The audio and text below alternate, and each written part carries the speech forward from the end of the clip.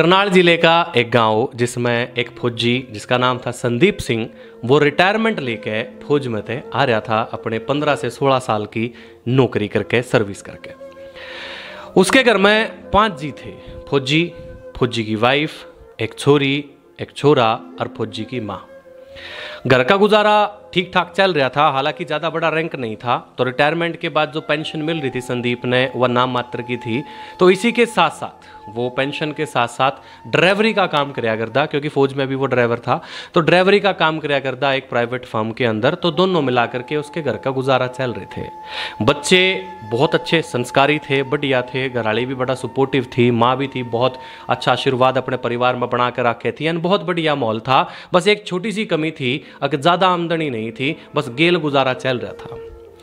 जाकत पढ़ाए अच्छे, छोरी की जेबीटी करा दी, जेबीटी कराए पाछा छोरी ने बीएड भी कर ली, बीएड करके फिर छोरी ने 2-4 जो कॉम्पिटिटिव एग्जाम्स होते हैं उनकी तैयारी भी कर ली और बहुत अच्छी पढ़ाई करने लग रही थी छोरी।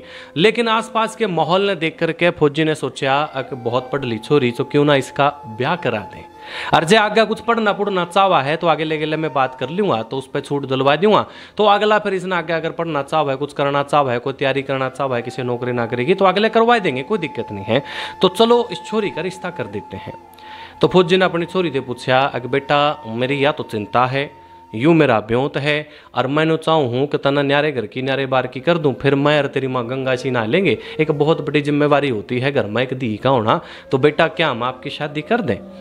तो छोरी ने कहा कि पापा जैसा आपको ठीक लगे वैसा करो, मेरे तो आपने जामी हूँ, पाली हूँ, पढ़ाई हूँ, लिखाई हूँ, बड़ी करी हूँ, तो मेरे पर तो अक्सर आपका ही बनता है। आप जो कहोगे उस आज्ञा का पालन होगा, उस आदेश का पालन होगा, मैं नहीं कुछ भी कर दी, आपने जो ठीक लगा आप कर दो।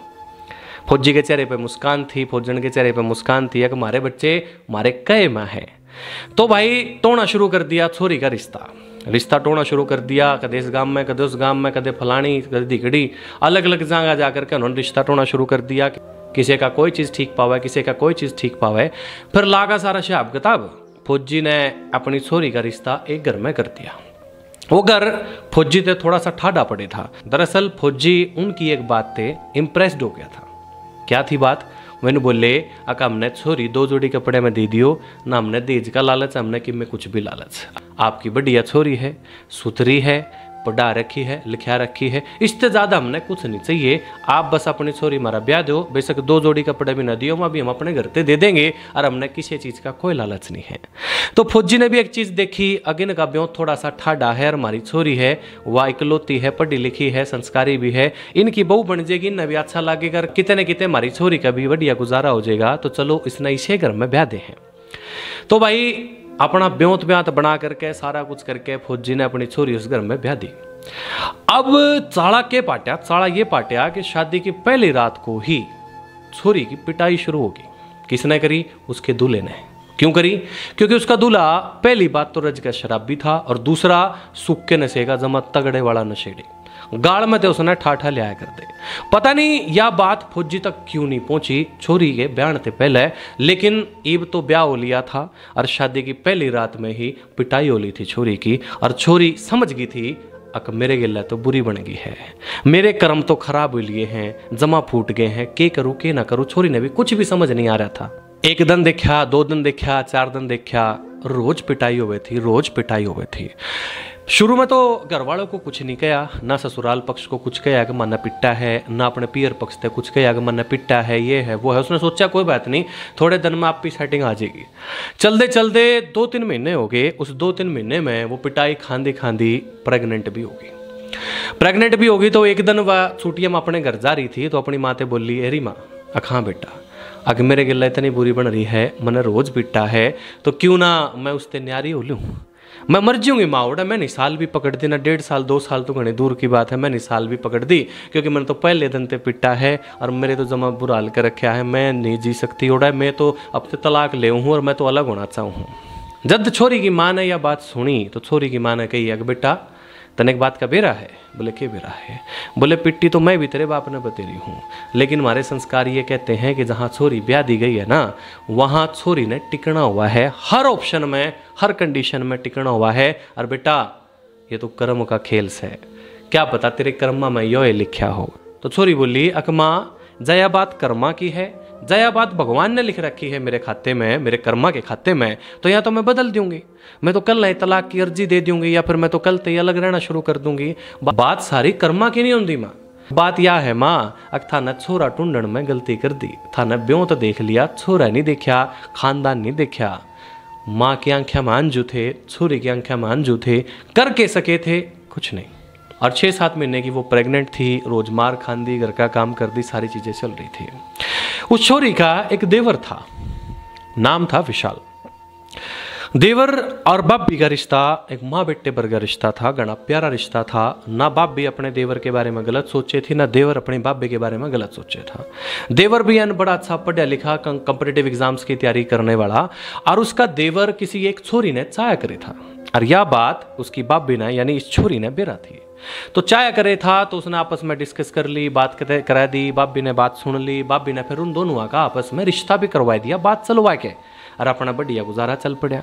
जैसे ही 8वां महीना लग गया प्रेगनेंसी का, एक दिन दारू गणी पी रहा था इस छोरी का बटेऊ, फौजी की छोरी का बटेऊ, और उसके हाथ में तो हो गया एक्सीडेंट। वो बिड़ गया किसी में और मर गया। जब वो बिड़ गया किसी में और मर गया तो यह छोरी होगी विधवा। और जैसे ही वो मरा, मान लीजिए जैसे आज की तारीख में उसका एक्सीडेंट हो गया, उसको हॉस्पिटल में लेकर के चले गए, रात तक वो पूरा हो गया, अगले ही दिन तड़के उसके घर में एक लेटर आया, छोरी की जेबीटी वाली सरकारी नौकरी लग गई है। क्योंकि छोरी पढ़ी लिखी थी, एग्जाम्स की तैयारी कर रही थी, पेपर भी 1-2 दे के आई थी।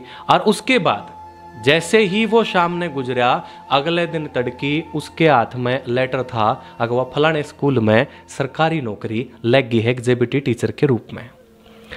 यह सिचुएशन बड़ी अजीबोगरीब है, समझ नहीं आ रहा था के करें के ना करें, कुछ भी नहीं समझ में आ रहा था। पर न वो मरा पड़ा था, अगले दिन तड़की उसका दाग लग गया और उसके हाथ में लेटर था। एक बड़ी गंभीर एक अजीब सी सिचुएशन थी, क्या करें क्या ना करें।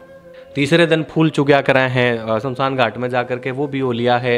अपने 9 दिन 10 दिन बैठा कराए, वो भी हो लिया है। बामण भी कर दिए हैं। अब घर की सिचुएशन यह है, अकवा रह गई है किल्ली, पेट में उसके जाकत है, सासू सोरे भी हैं, और लेकिन उसका हस्बैंड नहीं है। बयान अब साल भी पूरा नहीं होया था। क्या करें क्या ना करें, इस छोरी का समझ में नहीं आ रहा। दूसरी तरफ से फौजी साहब भी आ रहे हैं, अब के करें के ना करें इस छोरी का। तो भाई हमारे हरियाणा में एक बढ़िया रीत होया करा है, पता नहीं ये रीत बढ़िया है घटिया है, आपने बताना है कि इस रीत में क्या खामी है क्या खूबी है। होया यूं करा है, अगर हमारे देश में एक सती प्रथा होया करती, जिसमें दिक्कत यह थी कि जब किसी औरत का आदमी मर जाता था तो उसको भी चिता में दाह संस्कार या कुछ नशा वगैरह देकर के उसको चिता में बिठा दिया जाता था, और फिर कह देते थे कि सती होगी।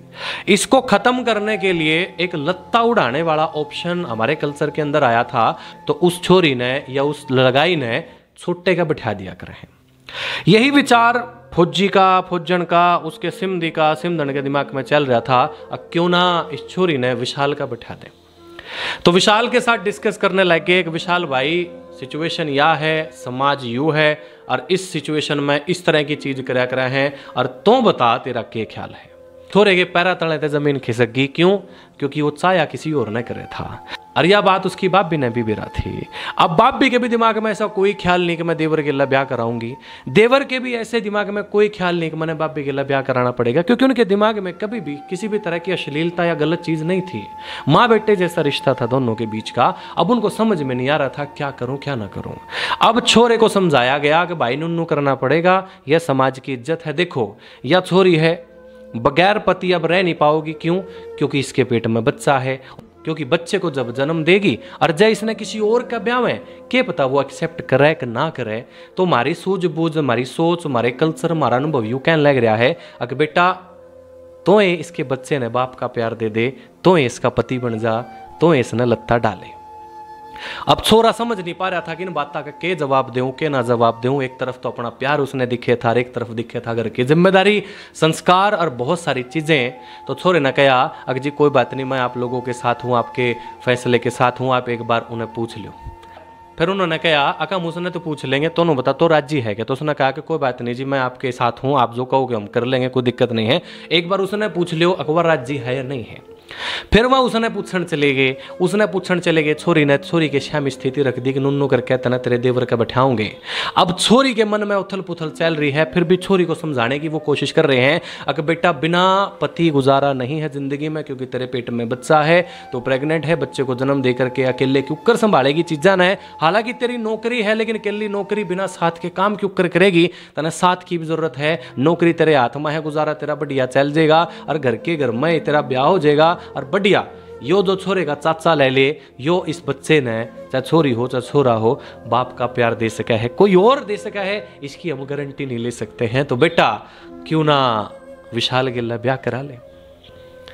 दोस्तों यह स्थिति है उस परिवार की और इस सिचुएशन में उस लड़की के दिमाग में बहुत उथल पुथल चल रही है और उस लड़के के दिमाग में बहुत उथल पुथल चल रही है।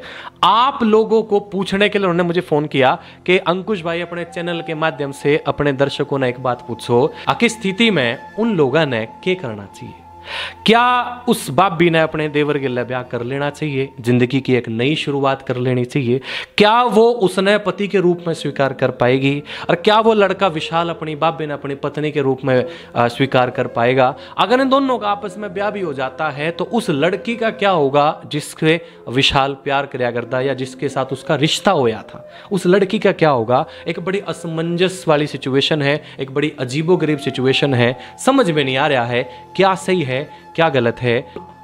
तो इस वीडियो के माध्यम से मैं आप लोगों ने हाथ जोड़ के कह रहा हूं कि आप बुद्धिजीवी लोग हैं, आप इस समस्या का एक बहुत अच्छा समाधान दे सकते हैं। कमेंट के माध्यम से आप इस समस्या का समाधान दें और यह बात उन तक पहुंच जाएगी और देखते हैं आगे भविष्य में क्या होगा क्या नहीं होगा।